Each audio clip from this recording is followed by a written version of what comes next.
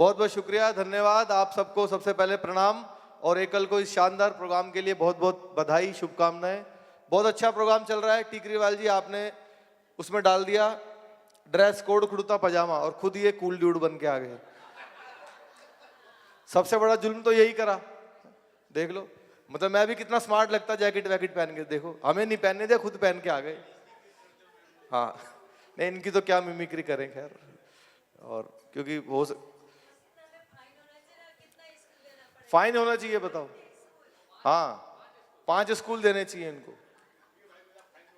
Fine. और एक गजरे वाला सिस्टम जिसने भी बनाया उनको भी बहुत बहुत प्रणाम। ये किसका आइडिया था भाई? ये भाभी जी का ही होगा, किसी ना किसी का। अरे किशन जी क्या क्या शौक है आपके भी यार, ये क्या करा आपने? आदमियों को गजरा पहना दिया। ये मैं जब आया तो गजरा लेके खड़े हो गए वो भाई साहब, बोले ये पहनाएंगे। मैंने कहाँ पहना होगे? बोले हाथ पे। मैंने कहा ये सही है भाई, हाथ पे। अब मैं बाहर जा रहा था तो लोग मुझे बड़े अजीब तरीके से देख रहे थे। मैं भी जब बाहर वॉशरूम गया तो फिर मैंने उनको बताया भाई ये सिस्टम चल रहा है अंदर। ये कि मैंने, हाँ आपने सही भाई साहब करके दिखाना एक बार, ये देखो ये। सर ऐसा नहीं है। और अच्छा लगा मुझे, अभी मुझे मोहन जी बता रहे थे, बोले मैं कभी वन यात्रा पे नहीं गया। मैंने कहा जी अच्छा है नहीं गए, एक समय के बाद ये वन यात्रा में वनों में छोड़ के आ जाते हैं। कईयों को तो वापस लेके भी नहीं आते। आओ भाई साहब, मामला बहुत जम गया है, सेट हो गया है। बड़ी दिक्कतें हैं भाभी जी आज के प्रोग्राम में। कोई आसान नहीं है आज हंसाना लोगों को आज के प्रोग्राम में, क्योंकि एक तो कोई स्टेज नहीं है, दूसरा लोग भी तितर बितर है, कुछ खा रहे हैं, कुछ पी रहे हैं, कुछ झूला झूल रहे हैं। दूसरा जिनसे तालियों की उम्मीद है उन्होंने मेहंदी लगवा ली। तो आदमी करे भी क्या भाई? इनसे तो आगे वालों से तो उम्मीद करो ही मत ताली की। देखो कुछ तो वीआईपी हो गए सुभाष जी के जैसे, वो क्यों बजाएंगे? उन्होंने तो पैसे देने हैं। और पीछे वाले क्यों बजाए? उनको कोई देख ही नहीं रहा। अच्छा आधों को समझ में नहीं आनी, और जिनको समझ में आनी उन्होंने मेहंदी लगा ली। पर कोई बात नहीं सर, काम तो चलाएंगे ही, काम तो करना ही है ना। और बहुत अच्छा लग रहा है। मैंने सबसे बड़ा संकट तो यही है कि प्रोग्राम शुरू हो और इतनी सारी महिलाएं सामने बिठा दो, तो आदमी कैसे हंसाए भाई साहब? सबसे मुश्किल काम तो महिलाओं को ही हंसाना होता है, बहुत मुश्किल। अच्छा आप में से हरियाणा की कितनी महिलाएं, एक बार हाथ उठा के बताओ। तभी हंस भी रही हैं। मैं वही, मुझे लग रहा था, मुझे लग गया था कि दिल्ली की महिला एक भी नहीं है इनमें। दिल्ली की महिलाएं हंसती कहाँ है बहन जी? हरियाणा की महिलाएं खुल के हंसती हैं, पंजाब वाली तो रुकती ही नहीं है, राजस्थान वाली महिलाएं। दिल्ली की महिलाओं को तो इतना हंसाना बहुत मुश्किल काम है। मेकअप करने वाले भी समझा के भेजते हैं, ज्यादा हंसोगे तो चेहरे के पीओपी की हमारी कोई गारंटी नहीं है। ये तो हरियाणा वाले तो मेहंदी में भी ताली बजा देगी, कोई टेंशन नहीं है, अलग ही डिजाइन बन जाएगा, क्या फर्क पड़ता है ना। दिल्ली में तो अलग सिस्टम चलता है बहन जी महिलाओं का, आपको पता ही है। दिल्ली में तो ढंग से खाती भी नहीं है, हमें टिश्यू पेपर से खाती है उठा के। कुछ दे दो उनको खाने के लिए, चाहे बिस्कुट ही दे दो भाई साहब, बिल्कुल ताजा ताजा, उसको टिश्यू पेपर से ऐसे उठाएगी। चाहे अंदर भले ही पैरों से बन के आया हो वो, पर वहां समय से उठाना। ये सारी टेंशन है मेरे बारे में। मैंने इतना बढ़िया परिचय लिख के दिया था टेकरीवाल जी को, पर उन्होंने अपना सब कुछ बोल दिया, मेरा परिचय भी नहीं उन्होंने सुनाया, भूल गए। वो स्मार्ट इतने लग रहे हैं आज वो टी शर्ट पहन के, मैं क्या बताऊं। तो मैं बहुत छोटा सा आर्टिस्ट हूँ, मेरे बारे में बताया उन्होंने, ज्यादा ही बता दिया सर आपने। बहुत छोटा सा आर्टिस्ट हूँ, मेरा कॉमेडी में, लाफ्टर में केवल इतना योगदान है जितना हमारे क्रिकेट टीम में अनुष्का शर्मा का। मोहन जी आपने बहुत अच्छा उसको विजुअलाइजेशन किया, बहुत अच्छा। एक बार मोहन उनके लिए ताली बजा, सॉरी राजेश गुप्ता जी के लिए, मोहन जी निकल गए। आपने बहुत अच्छा सर बताया, एक एक फोटो में जब आपने बताया तो पूरा मुझे विजुअलाइज हो रहा था कि ऐसे ऐसे ऐसे। क्योंकि रांची मैं भी बहुत गया हूँ, अभी हम एक जगह अंबिकापुर में प्रोग्राम करने गए थे। एयरपोर्ट से उतर के 11 घंटे का रास्ता था वहां पे, 11 घंटे का रास्ता बाई रोड। पूरे रोड पे एक ही ढाबा और एक ही पेट्रोल पंप, और आने जाने वाला हर आदमी नक्सली दिखाई दे रहा था हमें। तो खैर गांव वालों ने बताया, बोले जी कलाकारों को कुछ नहीं कहते ये लोग, आप आराम से जा सकते हैं। तो एकल विद्यालय, जैसा मोहन जी ने बताया कि वनों में गए भी नहीं। मैं सर बहुत छोटी सी उम्र में लगभग पूरा देश घूम चुका, मुख्य मुख्य जगहों पर, इतना इंटीरियर में, पहाड़ों पे, पता नहीं कहाँ कहाँ हम लोग प्रोग्राम करने गए। तो मैंने खुद एकल के विद्यालय चलते हुए ऐसी ऐसी जगहों पर देखे हैं जहाँ आदमी भी दिखाई नहीं देता है आता जाता हो। तो एक बार तालियां आपके एकल के लिए होनी चाहिए। वाकई सर बहुत बड़ा बड़ा काम कर रहे हैं आप लोग। इतना बड़ा देश है, हम तो दिल्ली में रहते हैं तो हमें लगता है कि यहाँ सब कुछ बड़ी बड़ी बिल्डिंग है, बड़ा बड़ा सब कुछ, लेकिन पूरे देश के अंदर इतना अंधकार है, लोगों के पास सुविधाएं नहीं है, लोगों जैसा बताया लोगों के पास कपड़े भी नहीं है पहनने को, और ऊपर से ड्रेस कोड दे दिया आपने, है भाई साहब। तो ये सारी टेंशन है, बहुत सारी टेंशन चल रही है पूरी दुनिया में। खाली शिक्षा की टेंशन नहीं है सर, आतंकवाद की टेंशन है, महंगाई की टेंशन है, बेरोजगारी की टेंशन है, करप्शन की, कोरोना की टेंशन है सर। कोरोना आया, कोरोना की महामारी में कितनी टेंशन हुई। सबसे ज्यादा टेंशन सर हम कलाकारों को हुई, क्योंकि प्रोग्राम होने सब बंद हो गए भाभी जी, सब बंद। घर पे पड़े थे सब लोग, ऑनलाइन प्रोग्राम चल रहे थे, zoom live, Instagram live, Facebook live, YouTube live, ऊपर कोट और नीचे निक्कर पहन के 2 साल प्रोग्राम किए हमने। अच्छा, घर पे सुन भी रहे थे लोग, मोबाइल में प्रोग्राम देख रहे थे, कोई झाड़ू लगाते हुए देख रहा है, कोई पोछा लगाते हुए सुन रहा है। ऐसी तो हमारी हालत हो गई थी सर। लेकिन कोरोना में सबसे ज्यादा प्रॉब्लम सर मुझे हुई, क्योंकि अंग्रेजी बहुत आ गई उसमें। Sanitizer, vaccination, isolation, quarantine, ambulance, oxygen, इतनी। अब आपको पता है, आप लोग विद्यालय चलाते हो कि आधे देश की अंग्रेजी तो क्या हिंदी ठीक नहीं है। एक आदमी रोज मेरे घर पे आता, बोला भाई साहब सैनिटाइजर दे दो। मैंने कहा मैं कहां से लाऊं। अगले दिन फिर आया, बोला भाई साहब सैनिटाइजर दे दो। मैंने कहा मैं कहां से लाऊं। अगले दिन फिर आ गया, बोला लेके जाऊंगा सैनिटाइजर। मैंने कहा मैं कहां से लाऊं। बोला आपके घर के बाहर लिखा हुआ है सैनी। मैंने कहा सैनी देख के सैनिटाइजर मांग लिया, अच्छा है मैं चड्ढा नहीं हूं। और ये तो और भी अच्छा, राघव चड्ढा नहीं हूं। ये छोटी छोटी कोरोना की टेंशन आई, इसके अलावा और कितनी सारी टेंशन आई। रशिया और यूक्रेन की टेंशन चल रही है। अभी बाहर में जब गोलगप्पे खा रहा था तो एक भाई साहब आए, बोले यार रशिया और यूक्रेन की टेंशन तो थी, इसके बाद बांग्लादेश की टेंशन भी आ गई, क्या करें जो देश दुनिया में लड़ाइयां ना हो। मैंने कहा भाई कुछ नहीं करना। बोले रशिया और यूक्रेन का बताओ। भाई रशिया भी हमारा दोस्त है, हम यूक्रेन का भी भला चाहते हैं, भारत तो सबका भला चाहता है, क्या करना चाहिए। मैंने कहा कुछ नहीं करना, यूक्रेन को अपनी तोप के अंदर पतंजलि का शैम्पू डाल के फायर कर देना चाहिए। बोले उससे क्या होगा। मैंने कहा रूसी भाग जाएगी, लड़ाई तो रूसी से चल रही है ना। थैंक यू भाभी जी, धन्यवाद। एक आदमी को बात समझ में आई। भाभी जी पतंजलि का शैम्पू लगाती हैं, पता लग गया। टेंशन है सर। और आप तो इतना इतना अच्छे से हो, वरना तो भाई साहब महिलाएं तो अपनी उम्र तक ठीक नहीं बताती सर। किसी से पूछ लो कोई नहीं बताती, घुमा फिरा के बताती है, अपनी एज कभी कोई ठीक बताती नहीं है। मैं तो एक बार ट्रेन में आ रहा था, बीच वाली बर्थ पे, ऊपर कोई नहीं बताती सर। आप राजेश जी कभी आप जाना घर पे, सही उम्र पूछना भाभी जी की, कहीं बताती नहीं है बिल्कुल भी। कईयों को तो मरने के बाद संदूक में जब पुराना सर्टिफिकेट मिलता है तब पता लगता है 10 साल बड़ी थी। मैं तो ट्रेन में आ रहा था, बीच वाली बर्थ पे, ऊपर वाली बर्थ पे 30-35 साल की महिला, नीचे वाली पे 70-80 साल की, बीच में मैं। ऊपर वाले ने नीचे वाली से पूछा, बोला बहन तुम्हारी उम्र कितनी होगी। 70-80 वाली बोली होगी 30-35। इतना बड़ा घोटाला चिदम्बरम ने भी नहीं किया। अब 70-80 वाले ने 30-35 वाले से पूछा, बोला बहन तुम्हारी कितनी होगी। बोली होगी 18-20। मैं बर्थ से नीचे गिर गया। बोली क्या करो। मैंने कहा पैदा होने की कोई चीज। अच्छा सुभाष जी मेरी तो अभी हुई नहीं है। हुई क्या, हो ही नहीं रही है। हालांकि जिनकी हो गई उन्होंने भी क्या कर लिया। मुझे पता है सर शादी के बाद क्या होता है। शादियां होती है, पत्नी अपने पति को बुलाते हैं, इधर आ भाई। वो बेचारा ऐसे जाता है जैसे चुनाव हार के नेता अपने ऑफिस में जाता है। ये दोस्त तेरा बहुत खराब है, इससे बात करना बंद कर। वो उससे बात करना बंद कर देता है। अगले दिन फिर बुलाती है, कल से ये खाना बंद कर, वो पीना बंद कर, आईपीएल पे सट्टा लगाना बंद कर। जब वो सब कुछ छोड़ के बिल्कुल सुधर जाता है, अचानक रोमांटिक होके बोलती है, अब आप पहले जैसे नहीं रहे। वो बेचारा पहले जैसा कहां से रहेगा, सॉफ्टवेयर तो पहली फॉर्मेट हो गया उसका। ये बच्चा कहां रो रहा है। अच्छा छोटा ही है, कोई बात। मम्मी कहां गई इनकी। ओहो, अब पता चला देश का सत्यानाश क्यों हो रहा है। हाँ, देश में जिहादी बांग्लादेशी घुसे जा रहे हैं, मम्मियां गोलगप्पे खा रही हैं। यही हो रहा है सर देश के अंदर। खैर ये सब मस्ती मजाक की बातें हैं। मैं बीच बीच में राष्ट्रवाद भी देता रहता हूँ सर, मेरी आदत है। बेटा चुप हो जा। ओए हो गया, चुप हो गया। ये सारी, लेकिन मैं आप सबको बताऊं पूरी दुनिया में कितनी भी टेंशन हो जाए, मैं 12 देशों में गया हूं परफॉर्म करने, लगभग सारे बड़े टीवी चैनल्स पर रेगुलर आता हूं। मैं सबको जाके बताता हूं कि पूरी दुनिया में कितनी भी टेंशन हो जाए, हमारा दिल्ली वालों को कुछ नहीं बिगाड़ सकती। हमारा बिगाड़ सकती है जी कुछ, हमारा क्या बिगाड़ेगी। हमने तो टेंशन को मुख्यमंत्री बना रखा है भाई साहब। ऐसा बना रखा है जेल में जाने के बाद भी इस्तीफा नहीं दे रहे। उनका तो 10 साल से एक ही काम चल रहा है बहन जी, 10 साल से एक ही काम। एक बार दिल्ली पुलिस मुझे दे दो, ठीक कर दूंगा। एक बार दिल्ली पुलिस मुझे दे दो, ठीक करके दिखा दूंगा इसको। एक बार दिल्ली पुलिस ने कह दिया।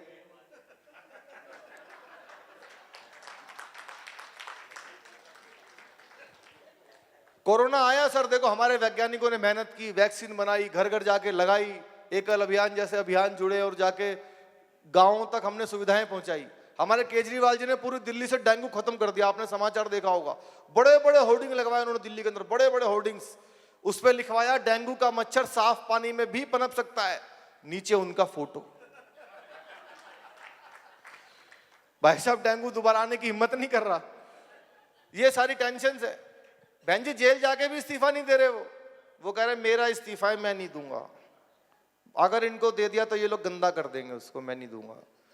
आपने तो इतने सारे स्कूल बनाए, 100 स्कूल तो भाई साहब ने राजेश जी को ही दे दिए। अब हमारे दिल्ली में केजरीवाल जी ने बताया कि 500 नए स्कूल बना दिए हमने। आपने सबने सुना होगा। मैं दिल्ली में रहता हूँ, दिल्ली में पैदा हुआ, दिल्ली में पढ़ा, मैं सपने में सारे नेताओं को पकड़ता हूँ। मैंने एक दिन पकड़ा केजरीवाल जी को, मैंने भाई साहब मुझे 500 स्कूल दिखाओ, नए स्कूल दिखाओ, कहाँ बनाया 500। लेकिन नेता वही होता है जो साबित कर देता है। वो मुझे एक बिल्डिंग के सामने ले गए, एक स्कूल तो ये है, एक स्कूल है ये। मैंने कहा सर एक हो गया, 500 बताओ। इसमें सुबह लड़कियां आती हैं, शाम को लड़के पढ़ते हैं, 2 ये हो गए। मैंने कहा कमाल, 2 हो गए भाई साहब, 500 बताओ। और वो बोले आप किसी भी क्लासरूम में जाओ, कोई बच्चा ये नहीं बोल के आता कि मैं क्लास में जा रहा हूं। क्या बोल के आता है? स्कूल में जा रहा हूं। एक कमरे में 50 स्कूल बैठे हुए हैं। ऐसे ऐसे 20 कमरे कितने हो गए गिन लो। मैंने कहा जी काफी हो गए।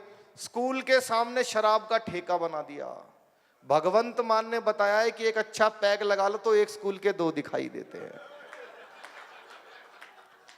तो 2 तो ये वाले भी मानने पड़ेंगे। ऐसे ऐसे करके 500 बना रखे, कहो तो 1000 बना के दिखा देता हूं। ये सर नेताओं की टेंशन है। कुछ भी सर, कहीं से कुछ भी हो जाता है। नेता वही होता है जो अपने किसी भी काम को साबित कर देता है। कुछ भी करेगा भाई साहब सही साबित कर देगा, कुछ भी कर ले वो। अभी हमारे दिल्ली के तो कई सारे मंत्री जेल में थे, आपको पता ही है कि करके छूटने लग गए। अब अभी भी बहुत सारे नेता जेल में है। सत्येंद्र जैन साहब जब जेल गए, सीबीआई ने उनको जेल में डाला, और जब सीबीआई उनसे जांच करने गई तो बोले मेरी याददाश्त चली गई, मेमोरी लॉस, मुझे कुछ भी याद नहीं है। अब केजरीवाल जी मेरे सपने में आए। मैंने कहा भाई साहब ये क्या हो गया? नमस्कार दोस्तों, साथियों मेरे एक मंत्री को उठा के ले गए सीबीआई वाले, उठा के ले गए उसको बेचारे को, और उसकी याददाश्त चली गई। दोस्तों वो सब कुछ भूल गया है, उसको कुछ भी याद नहीं है। उसको बस इतना याद है कि मेरी याददाश्त गई है, इसके अलावा कुछ भी याद नहीं है। दोस्तों वो झूठ नहीं बोल सकता, मेरा मंत्री है, वो झूठ नहीं बोल सकता। मेरे सामने गई है उसकी याददाश्त, मैंने खुद देखा है जाते हुए उसकी याददाश्त को, मेरे सामने निकल के गई है, ऐसे हरे रंग की थी, मैंने खुद देखा है। मैंने कहा जब क्या करें? मेरा मानना है कि सत्येंद्र जैन को भारत रत्न देना चाहिए, भारत रत्न देना चाहिए, भारत रत्न देना चाहिए। मैंने कहा जी क्यों देना चाहिए? 2 साल से जेल में बंद पड़ा है, जुबान नहीं खोली, इसलिए देना चाहिए। थैंक यू, धन्यवाद। पीछे वाले कतई ताली नहीं बजा रहे भाई, तालियां बजा दो, बहुत मुश्किल काम है। ये सारी टेंशन है। और मैं नेताओं पर बहुत सारी कॉमेडी करता हूं, जैसे कि बताया राजेश जी ने, ठेकरीवाल जी ने भी बताया। दिल्ली में सर इतनी टेंशन है, पूरी दुनिया में नहीं है। अगर दिल्ली की बात बताने लगे तो 2 घंटे इसी में बीत जाएंगे। हमारे दिल्ली में सर सब कुछ उल्टा पुल्टा है। जगहों तक के नाम देख लो। पुरानी दिल्ली में नई सड़क, नई दिल्ली में पुराना किला। यहां एक दिल्ली है, 250 विहार हैं। प्रशांत विहार, पश्चिम विहार, सरस्वती विहार, मयूर विहार, अशोक विहार, फलाना विहार, ढिमका विहार। आज तक समझ में नहीं आया बिहार में दिल्ली है या दिल्ली में बिहार। सर सब कुछ उल्टा पुल्टा है। यहाँ नाम देख लो आप, जगहों तक के नाम देख लो। आधे से ज्यादा लोग तो पंजाबी बाग के बैठे हैं। सुभाष जी पंजाबी बाग में एक बार सड़क पे खड़ा हुआ था, मैं एक आदमी आ गया, बोला भाई साहब ये पंजाबी बाग ईस्ट है क्या? मैंने कहा क्यों? बोला मेरे मोबाइल पे छप रहा है पंजाबी बाग ईस्ट। अनपढ़ आदमी, थोड़ा बेचारा कम पढ़ा लिखा होगा। मैंने कहा भाई जीपीएस का जमाना है, जहां खड़ा वही तो छपेगा मोबाइल में। बोला अच्छा सड़क के उस पार जाऊंगा तो क्या छपेगा? मैंने कहा पंजाबी बाग वेस्ट छपेगा। बोलो सड़क के बीच में आऊंगा तो? मैंने कहा जा फिर सुबह अखबार में ही छपेगा।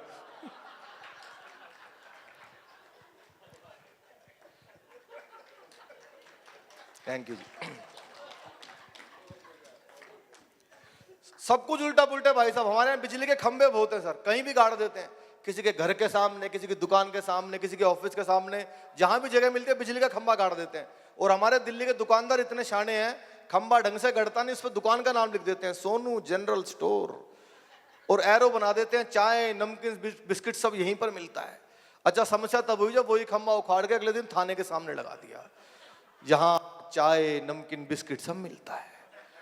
एक आदमी तो बिस्किट का पैकेट लेने भी घुस गया, एक लेने घुसा था, 20 दे के छूटा। इसकी बैटरी जा रही है क्या सर? बैटरी आ रही है, आवाज आ रही है? जा तो नहीं रही बीच बीच में? साउंड बहुत अच्छा है, एक बार साउंड के लिए तालियां बजा दो। वरना जब ऐसे हॉल के अंदर प्रोग्राम होते हैं, क्योंकि ये हॉल हमारे प्रोग्राम के लिए नहीं बने होते, ये तो हम कर लेते हैं इनके अंदर, ये खाने पीने के लिए बने होते हैं, तो ऐसे हॉल में आवाज़ बहुत गूंजती है, तो उसके बावजूद भी बहुत अच्छा साउंड मैनेज है, बहुत अच्छा साउंड है सर आपका।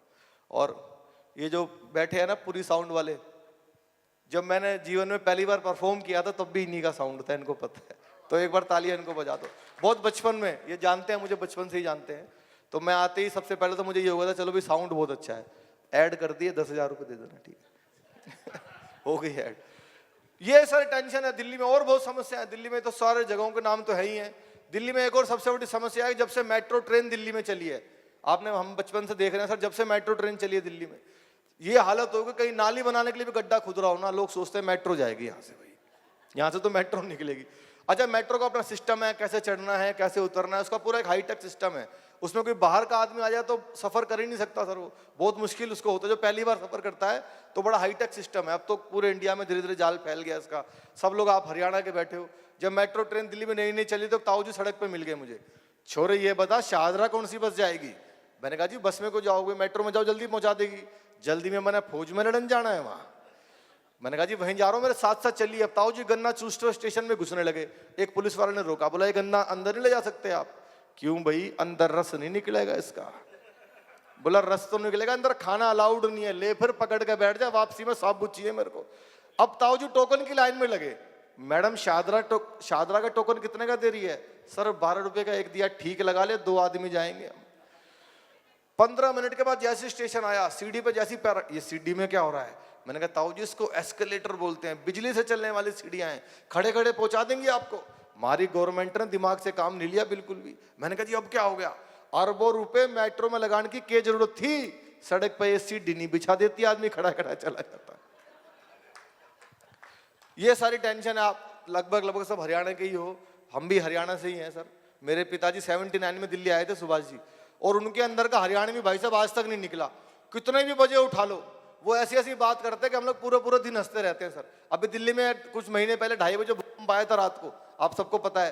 2:30 बजे भूकंप आया, हमने उठाया, उठो पापा जी भूकंप आ गया। अब उठ के आंख मसलने लगे। हमने न्यूज चलाई, उसमें समाचार आया। आइए चलते हैं अपनी संवाददाता सुनीता के पास और जानते हैं ताजा हालत क्या है। पिताजी बोले नींद में ही, सुनीता अब तक जाग रही है। कुछ नहीं पता भाई साहब, हरियाणा का आदमी कब बोल दे क्या बोल दे। तो आइए, मुझे जैसा कि मेरे बारे में बताया कि मैं देश के सारे नेताओं की मिमिक्री कर लेता हूं, काफी सारे नेताओं की कर लेता हूं, तो उनमें से कुछ नेताओं को आपके बीच में बुलाया जाए, यदि आपकी इजाजत हो तो बुलाया जाए। पक्का? धन्यवाद। आ जाओ। एक से बढ़ के एक नेता हमारे देश में है, कुछ किसी पार्टी के हैं, कोई किसी, सबका अपना अपना भाषण देने का अंदाज अलग होता है। मैंने लगभग 50-60 नेताओं की मिमिक्री की है, कुछ बहुत पॉपुलर हुई और कुछ लोगों ने बहुत ज्यादा ही पसंद की, तो मैं कुछ एक नेताओं को बुलाता हूं। सबसे पहले किसको बुलाएं? मोदी जी। मोदी जी से तो समापन करा देंगे सर। मोदी जी आगे तो फिर बचा क्या फिर? हाँ सब उनको, बहुत बढ़िया सर, आपका टेस्ट है। सबसे पहले बुलाते हैं देश के सबसे ईमानदार नेता को, क्योंकि हम एकल के मंच पर खड़े हैं। सबसे ईमानदार नेता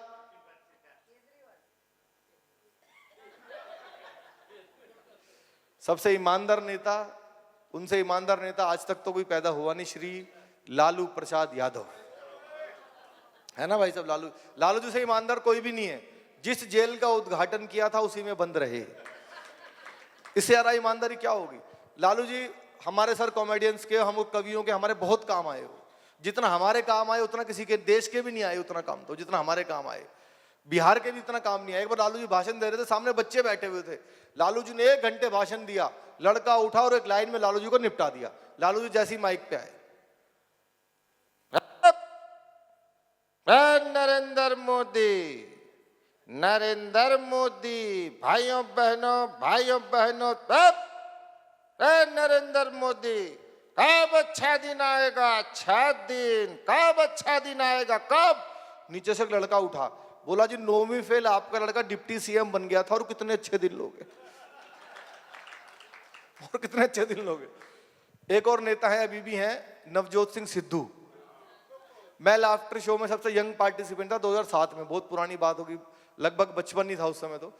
तो हम लोगों को माइक ले जाकर रखना होता था। सिद्धू जी इतने दूर बैठते थे, उनको हंसना होता था, पर वो हमसे पहले ही शुरू हो जाते थे। और आपने उनका भाषण सुना है सर? एक बार वो बोलना शुरू कर दें या तो भगवान रुकवा सकता है या इमरान रुकवा सकता है। पाकिस्तान वाला दोस्त है उनका वो। एक नया लड़का है, उसने जैसे ले जाके माइक रखा, गुरु मैं कहता हूं तुझ में वो बात है, तू ही है जो सागर को नदी दशक को सदी बना देगा।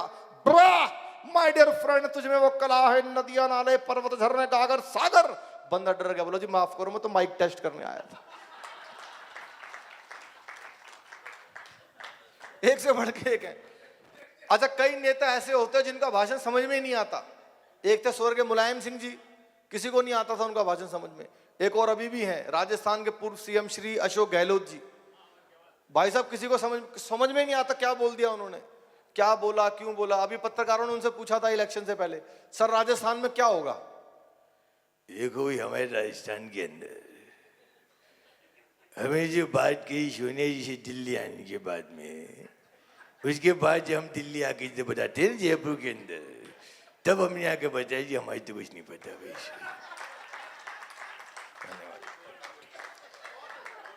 उन्होंने पूछा सर बताओ कौन जीतेगा। जो हमने बताया दिल्ली आके राजस्थान से हमारी जब बात होती है, सोनिया जी को हमने बताया, राहुल जी को दिल्ली आके बताते हैं जयपुर के अंदर, तो जी आप नहीं जीतोगे। कुछ नहीं, मैं पिताजी को ले आया, बोला कि मैंने कहा पता नहीं क्या बोल रहे हैं। जो हमने जयपुर से जाने के बाद में जो हमने बात की, वो सोनिया जी से बताती कि पार्टी के अंदर आएंगे सचिन पायलट जी, कुछ नहीं पता भाई साहब। अब आप समझ गए होंगे वो क्यों हारे। ये सब नेताओं का अपना अंदाज होता है। एक दो मिमिक्री आपको एक्सक्लूसिव सुनाऊंगा, बहुत मजा आएगा आपको। पूरे भारत में शायद आपने किसी कलाकार से ना सुनी हो, मां सरस्वती की कृपा हुई और मैंने की। एक ऐसी मिमिक्री है जिसने मुझे बहुत ग्रेस दिलाई टीवी चैनल्स पर भी, जो भी मेरे सुनने वाले हैं। वो आवाज है भारत के रक्षा मंत्री श्री राजनाथ सिंह जी की आवाज।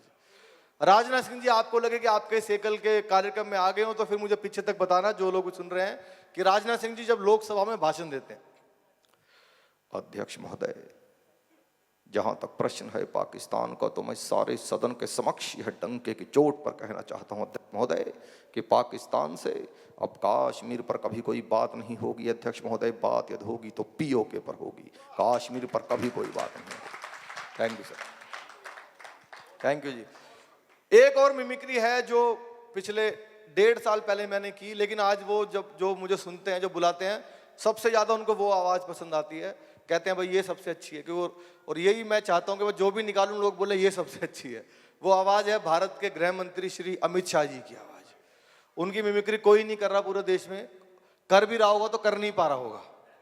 अभी मैंने आज तक पे की है, 15 अगस्त को आज तक पे वो शो आएगा, देखना बहुत अच्छा उसमें।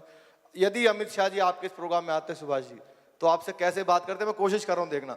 चलिए पहले उनका 2 रूप दिखाता हूं आपको। पहला रूप जब वो रैलियों में भाषण देते हैं, वोट मांगते हैं जब। दूसरा, यदि वो यहां पर आते तो उनका रैलियों वाला भाषण सुनना, आपको आंख बंद करके लगे कि अमित शाह जी आ गए हैं, तो मुझे आपका आशीर्वाद तालियों के रूप में मिले। अमित शाह जी जब वोट मांगने आते हैं, देखिए मंच के सामने मौजूद बुजुर्गों, माताओं, बहनों और मेरे जिगर के टुकड़े जैसे युवाओं, मैं आपको बहुत शुभकामनाएं देता हूं और इतना ही कहना चाहता हूं, जितने भी लोग यहां पर हैं, मेरे साथ दोनों हाथों को उठाइए, संकल्प की मुट्ठी भींचिए और पूरी ताकत से बोलिए भारत माता की। धन्यवाद, thank you sir.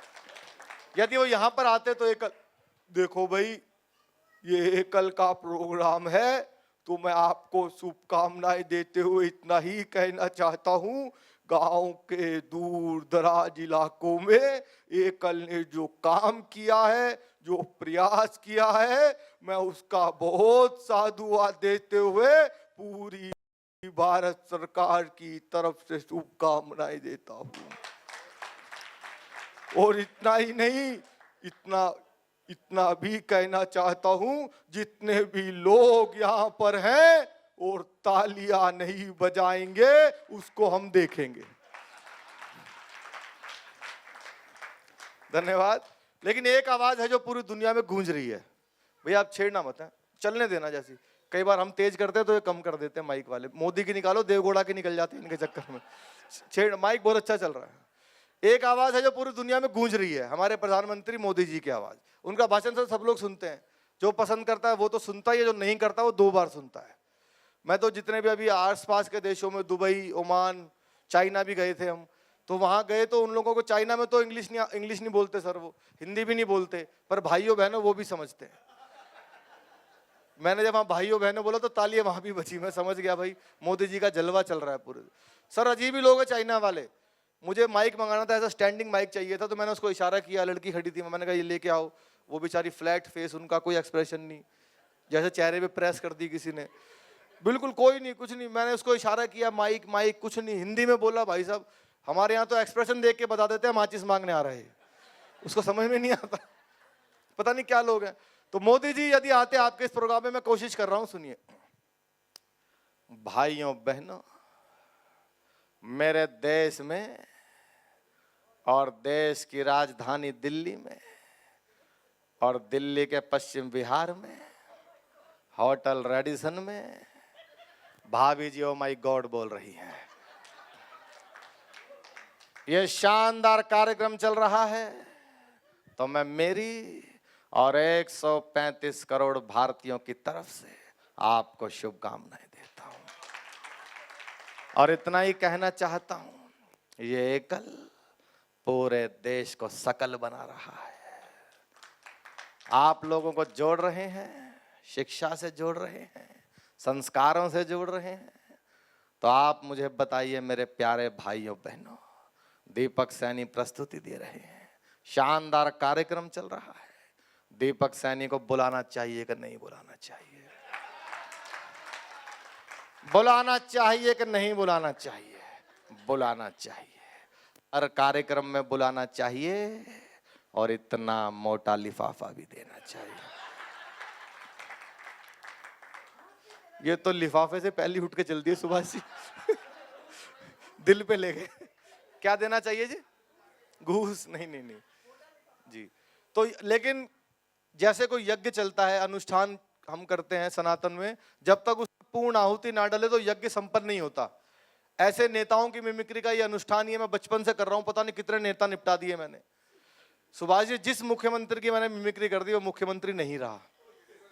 Kejriwal ji की करी, लगभग नहीं है। खट्टर साहब की करी, खट्टर साहब भी नहीं रहे। अशोक गहलोत जी की करी, गहलोत जी भी नहीं रहे। शिवराज सिंह चौहान मुख्यमंत्री की, जिस मुख्यमंत्री की, शिवराज सिंह चौहान, ममता, अब उन्हीं को निपटाऊंगा मैं, उन्हीं को निपटाऊंगा, उन्हीं को निपटाऊंगा जी, उन्हीं के, जिस मुख्यमंत्री की। तो एक सर, क्यों मैं आप ही का वेट कर रहा था इसलिए मैंने बीच में बात टपका दी थी, जब तक उसमें पूर्ण आहुति ना डाले यज्ञ संपन्न नहीं होता। तो नेताओं की मिमिक्री में अगर उनकी मिमिक्री ना करो तो यज्ञ संपन्न नहीं होगा। देश के बहुत बड़े नेता, युवाओं की धड़कन, हमारे बड़े भाई श्री राहुल गांधी जी, बच्चों के आइडल हैं वो, इनसे ज्यादा पोगो देखते हैं वो। राहुल जी मेरे बहुत पसंदीदा नेता हैं सर, क्योंकि कॉमेडी में मेरे सीनियर हैं, तो मैं उनको बहुत पसंद करता हूं। ये तो सर अपने अपने संस्कारों की बात है सुभाष जी। अभी हरियाणा की एक बेटी मनु भाकर ने 2 कांस्य पदक जीते ओलंपिक में, आपको पता है। तो वो 54 साल के 2 लोगों से मिली। राहुल गांधी जी भी 54 साल के हैं, और हरियाणा के मुख्यमंत्री नायब सैनी जी भी 54 साल के हैं, मेरे बड़े भाई हैं वो, मैं आपको बताऊं, तो वो भी 54 साल के हैं। सर जब राहुल गांधी से वो मिलने गई तो राहुल गांधी जी ने उससे हाथ मिलाया, उसमें कोई बुराई नहीं है, पर संस्कारों की बात है। जब वो नायब सैनी जी से मिलने गए तो नायब सैनी जी ने उसके सर पे हाथ रखा। तो ये संस्कार है, वही एकल सिखा रहा है कि हमें संस्कारवान कैसे बनना है। तो राहुल गांधी जी यदि आते सर आपके इस प्रोग्राम में, और वो कॉमेडी समझाते कि क्या होती है, और आप समझ जाते तो मुझे बताना। आओ भैया, ये राहुल जी के सम्मान में लाए हो क्या? अच्छा, लगा दो लगा दो, कोई बात नहीं।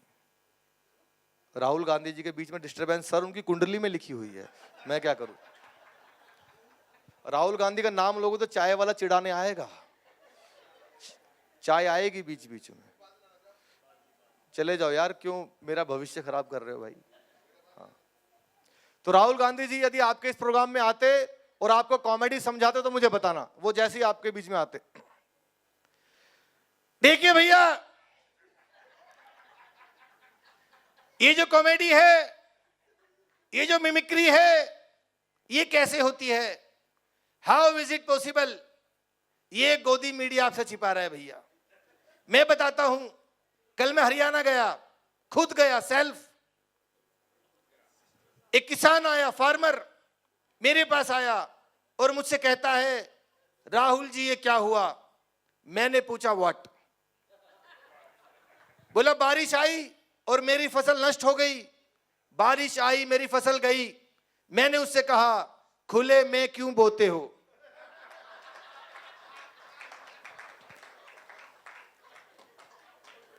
वो समझ गया, वो समझ गया भैया। अरे भाई मान जा, ओ मेरे भाई मान जा। कतई मेरी छाती पे रख दे इसको लाके बोतल को। मान ही नहीं रहा है जब से मना कर रहे हैं इसको। सर डिस्टरबेंस हो जाते हैं ना, आर्टिस्ट का बड़ा हृदय कोमल होता है ना, तो बिल्कुल कतई जले भी पानी छिड़क रहा है। कोई बात नहीं, चलता है। वो मेरी बात को समझ गया भैया और सम्मान से बोला, भाई साहब आप जाइए। ये है कॉमेडी, ये है कविता, ये है पोइट्री, ये है मिमिक्री। खत्म, टाटा बाय बाय, अब आएगा मजा। और ये मजा मैं सारे देश को दूंगा भैया, सबको दूंगा। लगभग सारे नेता हो ही गए। कोई चलो, क्योंकि हरियाणा के लोग बैठे हैं तो मैं खट्टर साहब को भी बुला दूं। सुभाष जी बुलाऊं? खट्टर साहब को जानते हो ना आप, हरियाणा के पूर्व मुख्यमंत्री और अभी केंद्र में मंत्री भी हैं। क्या मजा आ रहा देखो भाई साहब। मुलायम सिंह जी तो चले गए, अब उनकी क्या, जो चले ही गए तो उनकी क्या मिमिक्री करनी। बहुत किया है मुलायम सिंह जी की, हमने बहुत मिमिक्री की है। वो खूब बुलाते थे हमें और उनके सामने भी कई बार की है। भाई साहब हमने भी नया घर बनवाया है। अभी लेंटर भी नहीं सूखा उसका। और ये हाँ, मैं 2 लोगों की, अभी मैं सर परसों था हरियाणा में ही था, आजकल मैं 4 दिन भाई साहब के साथ ही रह रहा हूँ चंडीगढ़ में। तो वो मजाक कर रहे थे, बोले मेरी मिमिक्री कर। तो मैं उनको यही बता रहा था, मैंने कहा मैंने जिस सीएम की करी है वो रहा नहीं, तो मैं 2 लोगों की नहीं करूंगा, एक आपकी और एक योगी जी की, क्योंकि मैं चाहता हूं कि आप दोनों रहो देश में, तो इसीलिए नहीं करेंगे। बाकी 10-20 लाख दे दोगे तो कर भी देंगे। क्या दिक्कत है? ये सब मजाक की बातें। और खट्टर साहब को बुलाते हैं आपके बीच में। इतना बड़ा हरियाणा में आपने उनकी आवाज सर किसी कलाकार से नहीं सुनी होगी। आपको लगे कि हरियाणा के पूर्व सीएम आपके बीच आ गए तो मुझे बताना। देखो ये जो एकल अभियान है, तो मैं कहना चाहता हूं कि पूरे हरियाणा की तरफ से आपको बहुत बहुत बधाई देते हुए मैं कहना चाहता हूं, जितना शानदार कार्यक्रम आप लोग करते हैं, दूर दराज के इलाकों में करते हैं, बहुत अच्छा प्रोग्राम चल रहा है। हमारी बेटियां भी इस प्रोग्राम को सुन रही, तो एक बार मेरी तरफ से बहुत शुभकामनाएं आपको। धन्यवाद, थैंक यू सर। ये तो सर नेताओं ने टेंशन दे रखी है, लेकिन कुछ लोग ऐसे भी आए जिन्होंने नेताओं को टेंशन दी, जैसे बाबा रामदेव। बाबा ने कम टेंशन दी। बाबा जी एक बार सबको योग सिखा रहे थे, करो योग करो, योग करो बाबा, नखून रगड़ो बाबा, नखून रगड़ो, योग करो। तभी बाबा की एक आंख फड़कने लगी। किसी ने कहा बाबा आपकी आंख में कुछ प्रॉब्लम है क्या? नीचे बैठ जा, कपालभाति कर रही है, करो करो बाबा करो। तभी बाबा के पास एक फोन आया, बोला देश के सारे नेता आएंगे, अपनी अपनी समस्याएं बताएंगे। बाबा ने कहा बुलाओ सारे नेता सामने। बाबा मंच पे, नेताओं ने कहा बाबा हमें भारत से करप्शन बिल्कुल खत्म करना है। हेलो हेलो, हाँ गड़बड़ हो गई। सारे नेता सामने, बोले बाबा हमें भारत से करप्शन बिल्कुल खत्म करना है, क्या करें बताओ? कुछ नहीं करना है, पहले चटाई बिछाओ, बिछाओ बिछाओ बिछाओ, चटाई बिछाओ, पूरी बिछा, लंबी बिछा, लंबी पूरी बिछा। तब एक नेता खड़ा हुआ, बोले बाबा क्या कर रहा? अब अपना पेट धीरे धीरे अंदर करो, इतना भी नहीं कि हेलो हेलो हेलो, पतंजलि वाले तो नहीं हो ना आप? हेलो हेलो हेलो, ये चला गया, ये वाला चला गया भैया। हेलो, कोई बात नहीं, कर देंगे, अभी कर देंगे। हेलो हेलो हेलो, अब ठीक है, अब ठीक है। कहाँ पे था यार, मैं तो भूल ही गया।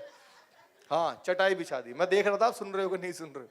चटाई बिछाओ, अब अपना पेट धीरे धीरे अंदर करो, इतना कि नहीं वापस आए तो किडनी भी पहचानने से इनकार करो, अब धीरे धीरे बाहर कर बावड़े पूरा कर। एक नेता खड़ा हुआ, बोले बाबा पेट अंदर बाहर करने से करप्शन कैसे खत्म होगा? करता जा, पेट तो कम होगा। बाबा ने अनुलोम विलोम कपालभाति प्राणायाम खूब करवाया। इतना अचानक उठे, बाहर निकल के देखो करप्शन बिल्कुल खत्म हो गया, बिल्कुल खत्म हो गया। एक नेता बोला बाबा कैसे हो गया? तुम सारे यहां बंद हो, फैलाएगा को। Thank you, thank you. और लास्ट में एक मिमिक्री अंतिम सुनाता हूं। वो मिमिक्री बहुत वायरल हुई, हो सकता है आप लोगों ने सुनी हो, नहीं सुनी होगी तो आपको और ज्यादा मजा आएगा। पहली बार सुनने का मजा ही अलग होता है।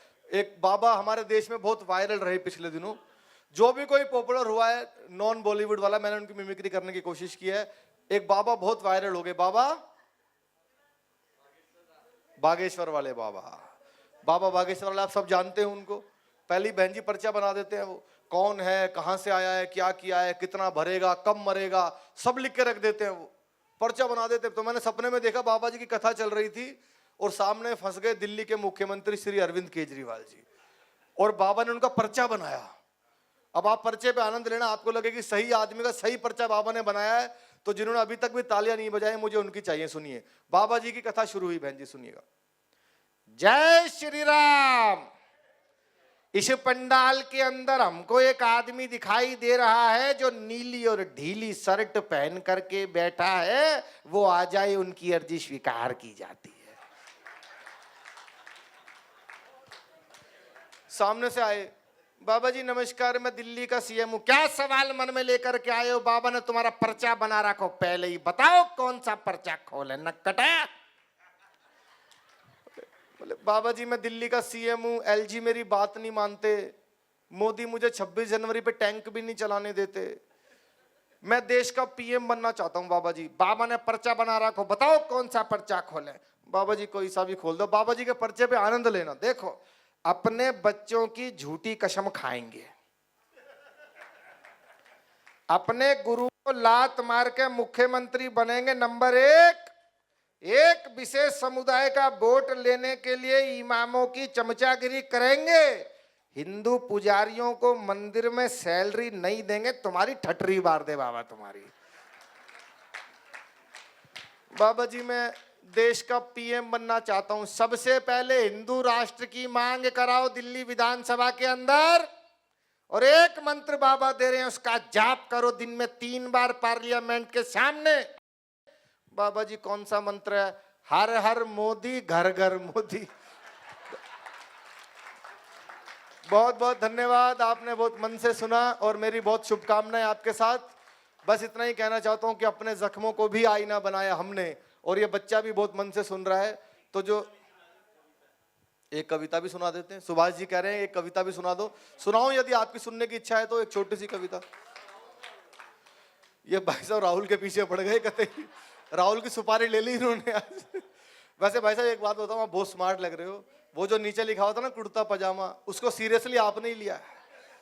हम तो बस जो मिला वो पहन के आ गए, ढंग से तो डिजाइन भाई साहब नहीं बनाया। आप मुझे बताइए आप क्या सुनना चाहते हैं? क्यों इतना मजा आता है भाई साहब आपको राहुल जी के सुनने? एक कविता के लिए सुभाष जी कह रहे हैं तो मैं एक कविता सुन। बहुत सारी कविताएं हैं जो लिखी है, लेकिन आज के इस मौके पर क्योंकि तीज का प्रोग्राम है तो मैं एक कविता सुनाता हूं सुभाष जी, कुंवारेपन पे। भाई मैं अभी कुंवारा हूं, तो आज तो सारे कपल्स भी आए हुए हैं। तो देश में जो कुंवारा आदमी भोग सकता है वो शादीशुदा आदमी नहीं भोग सकता। और कुंवारा हो और ऊपर से कलाकार हो, कवि हो, तो फिर क्या है? तो एक सुनाता हूं सर, और उसमें जिंदगी का अंत में मोरल ऑफ द स्टोरी देखना, जीवन का सार भी है। कुंवारा आदमी क्या क्या कर सकता है सर जो आप नहीं कर सकते? कितनी चमकनी जैकेट पहन लो। सुनना सर, कुंवारा आदमी क्या क्या कर सकता है? मैं जीता हूं मस्ती में जीवन में लिए हिलोर, मैं जीता हूं मस्ती में जीवन में लिए हिलोर, सारा ही दिन करता रहता मैं 1 2 का 4, सारा ही दिन करता रहता मैं 1 2 का 4। अब इसमें क्या क्या है जो आप लोग नहीं कर सकते? मैं क्या कर सकता हूं? जब सो जाऊं जब उठ जाऊं कोई नहीं जो रोके, सोते सोते लात चलाऊं कोई नहीं जो टोके, नींद में ही मैं मोबाइल पे मैसेज पढ़ने लगता, नींद में ही करता रिप्लाई आड़ा तिरछा होके, किसका फोन है मुझे दिखाओ ऐसा ना कोई शोर, सारा ही दिन करता रहता मैं 1 2 का 4। और एक लाइन तो ऐसी है जो सिर्फ हम भोग सकते हैं इस पूरे ब्रह्मांड में। आज भी ऐसा ही होगा। देर रात जब कार्यक्रम से लौट के घर पे आऊं, देर रात जब कार्यक्रम से लौट के घर पे आऊं, चाहे खोल के रखूं लिफाफा सुबह सुरक्षित पाऊं।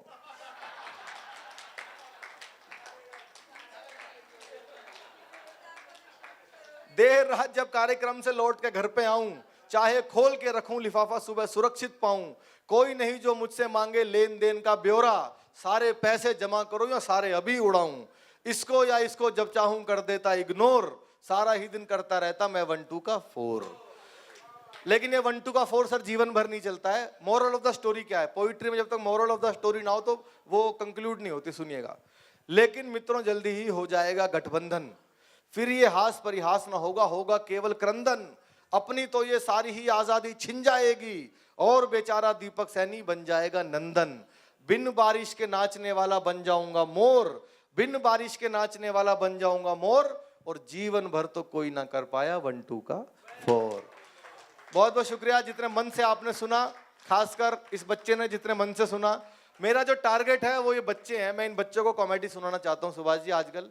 और मैं इस अभियान पे काम करने वाला था 1 अगस्त से, लेकिन उंगली में चोट आई तो 1 डेढ़ महीने डिले हो गया। अभी सोशल मीडिया पर बहुत बड़े लेवल पर हम एक अभियान शुरू करेंगे। जिस तरह से कॉमेडी के नाम पर आजकल सिर्फ गालियां रह गई है, आप सोशल मीडिया पर एक कोई वीडियो प्ले नहीं कर सकते अपने परिवार के साथ बैठ के, कोई वीडियो प्ले नहीं कर सकते आप। जब तक आप उसको हेडफोन लगा के ना सुनो तब तक आप पूरे परिवार में नहीं सुन सकते।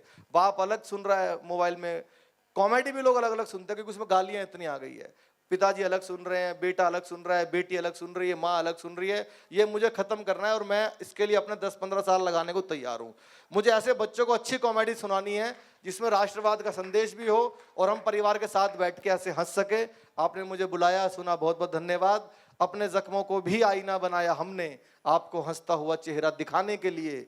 इतना आसान नहीं है खुद का तमाशा करना, कलेजा चाहिए सबको हंसाने के लिए।